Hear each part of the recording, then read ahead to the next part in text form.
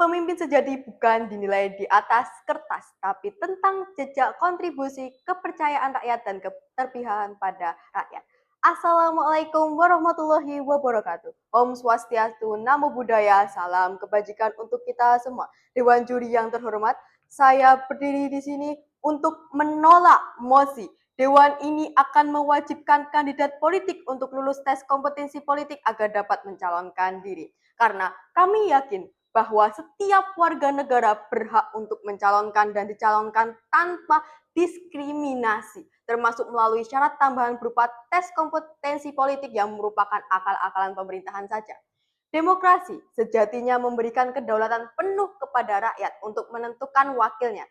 Tapi jika kita mewajibkan adanya tes sebagai filter awal, maka demokrasi tidak lagi menjadi milik rakyat, tetapi milik segelintir para pejabat-pejabat tinggi yang menentukan siapa yang layak berdasarkan standar mereka. Tes kompetisi adalah suatu bentuk ujian untuk mengukur kemampuan seseorang.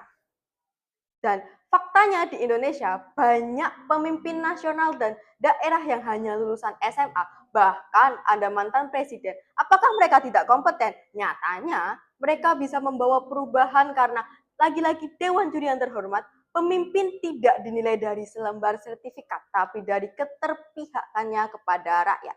Maka dari itu, mosi ini secara tidak langsung mengancam keadilan politik dan melukai prinsip dasar demokrasi yang dianut oleh negara kita.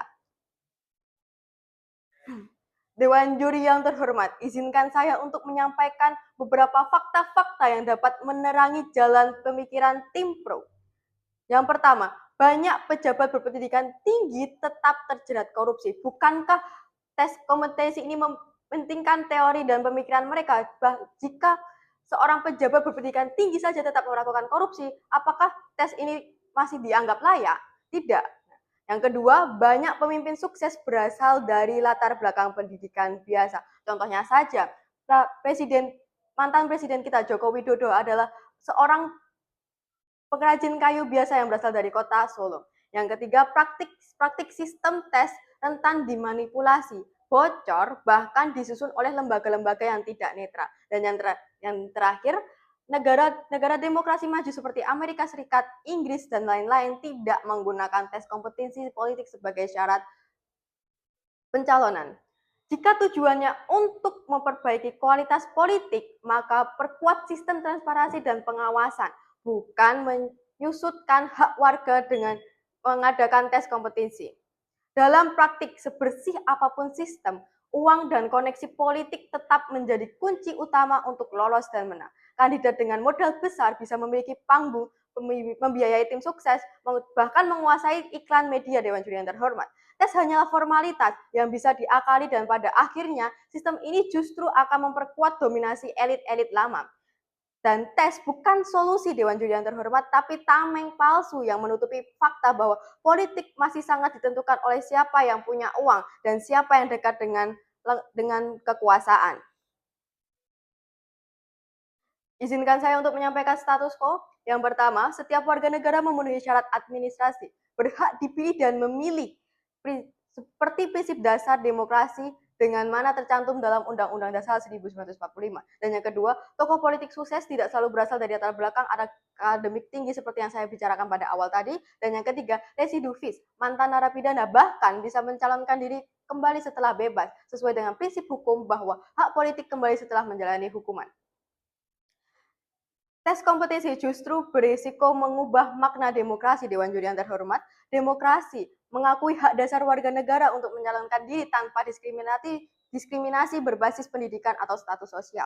Tes kompetensi merupakan kriteria eksklusif dan dapat menjadi alat politik untuk memanipulasi dan menggugurkan lawan yang dianggap tidak sesuai dengan kepentingan para pejabat-pejabat tinggi. Lagi-lagi, tes kompetisi hanya berpihak pada orang yang dekat dengan partai dan yang berkuasa.